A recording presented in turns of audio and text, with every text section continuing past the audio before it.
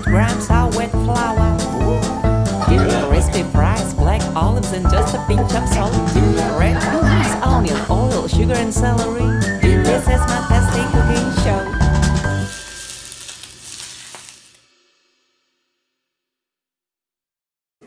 Hi guys, welcome to my channel. 非常高兴大家又来到我的频道。今天我们要做的是一道非常简单的炒菜，叫鸡丁炒香菇。鸡肉的话可以用猪肉或者说牛肉来取代，然后做法的话也是非常简单的，大概15到20分钟内就可以搞定。希望各位会喜欢呢。我们马上开始。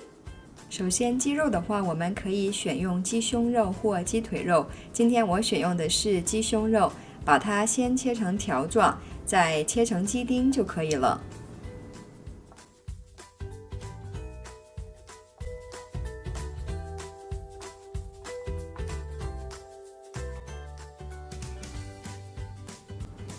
鸡肉切好之后呢，我们来准备一下香菇。我们将香菇切成片状，然后呢，再把它剁成香菇丁。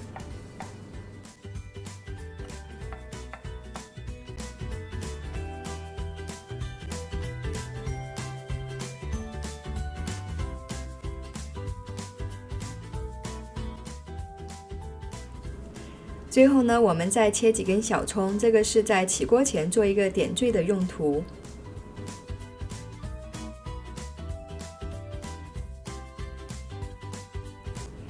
现在呢，我们在锅里放入油，烧热之后呢，调为中火，再把切好的鸡丁放进去，翻炒一下。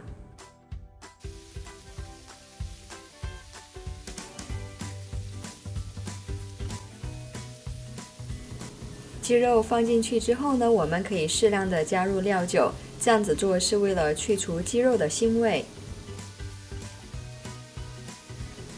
鸡肉的水分炒干之后呢，我们就可以把切好的香菇丁放进去，一起来翻炒。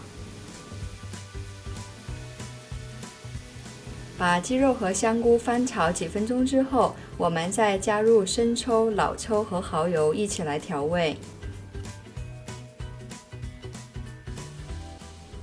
翻炒片刻之后的话，我们在最后加入一些胡椒粉，还有撒上青葱，就可以起锅了。